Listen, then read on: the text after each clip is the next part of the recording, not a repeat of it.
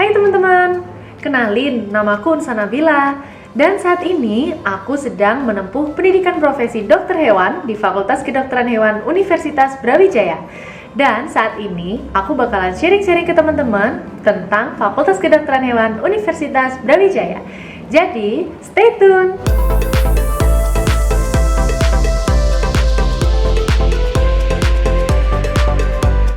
Nah, membahas tentang pendidikan kedokteran hewan Unsa saat ini. Jadi, dulu Unsa masuk pada tahun 2016. Jadi, Unsa angkatan 2016 dan udah lulus S1 pada tahun 2020 dalam jangka waktu 3,5 tahun. Setelah 3,5 tahun lulus, aku langsung ikutan tes koas. Jadi kalau di FKHUB itu ada tes koas.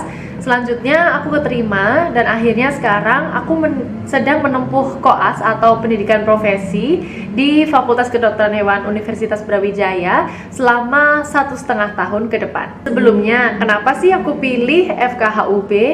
Jadi aku sendiri itu adalah orang Malang, jadi kuliahku ini nggak mau jauh-jauh teman-teman.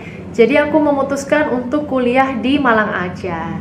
Jadinya aku memilih kedokteran hewan di Universitas Brawijaya untuk studiku selanjutnya. Dulu sebelum masuk ke FKH, sebenarnya aku tuh suka banget sama hal-hal yang berbau tentang surgery atau bedah. Sehingga waktu SNM dan SBMPTN semuanya aku masukin jurusan kedokteran umum atau kedokteran gigi dan kedokteran hewan. Dan ternyata aku lolos di kedokteran hewan. Kalau tahunku dulu waktu tahun 2016 proses masuk ke FKH sendiri itu dilakukan dengan 3 macam cara. Yang pertama ada seleksi masuk SNMPTN. Itu waktu SMA dulu. Lalu kalau SNMPTN nggak keterima itu ada SBMPTN. Dan selanjutnya ada mandiri. Nah, untuk jalur mandiri ini diselenggarakan oleh Universitas Brawijaya sendiri. Untuk biaya masuk ke FK sendiri ada berbagai macam biaya nih teman-teman. Tergantung teman-teman masuk dari jalur yang mana. Mulai dari SNMPTN, SBMPTN, dan mandiri itu memiliki biaya yang berbeda. Sedangkan untuk jurusan mandiri sendiri, teman-teman harus membayar uang gedung di awal agar dapat masuk ke FKH sendiri. Banyak juga mungkin yang tanya di sini, kalau FKH sendiri untuk buku dan penyediaan alat-alat praktikum serta hewan-hewan yang akan dilakukan untuk praktikum itu semuanya sudah ditanggung oleh fakultas. Jadi kita harus menyiapkan yang dari dana pribadi itu seperti glove, lalu mungkin masker medis seperti itu, karena nantinya waktu praktikum teman-teman akan memerlukan hal-hal itu. Pelajaran, nah ini kalau di kuliah namanya bukan pelajaran lagi teman-teman, tapi mata kuliah. Dan untuk mata kuliah yang dipelajarin di Fakultas Kedokteran Hewan sendiri ada berbagai macam teman-teman. Dari semester 1 hingga semester 7 teman-teman bakalan nemuin banyak banget mata kuliah yang mungkin teman-teman belum pernah temui sebelumnya.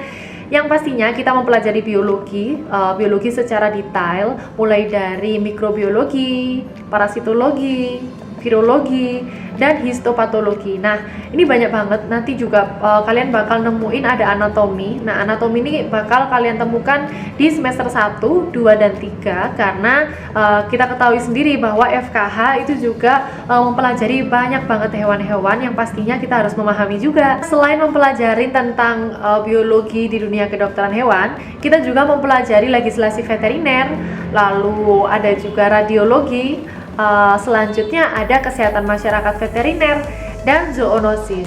Nah, perlu kita ketahui teman-teman bahwa ternyata penyakit yang ada pada hewan itu bisa menular ke manusia, dan disitulah peran dokter hewan diperlukan. Karena kita tahu ya bahwa semua manusia di dunia ini juga memerlukan protein dari hewan, sehingga kita harus memastikan bahwa hewan yang dikonsumsi itu memiliki kesehatan yang prima. Caranya untuk adaptasi ke kedokteran hewan ini susah-susah gampang ya teman-teman, karena kita ketahui bahwa kehidupan di SMA dan kuliah itu sangat berbeda teman-teman, dimana nantinya kita waktu kuliah itu semuanya udah ada tanggung jawab di diri sendiri, mulai dari manajemen waktu, bagaimana kita mengerjakan tugas, dan lain-lain.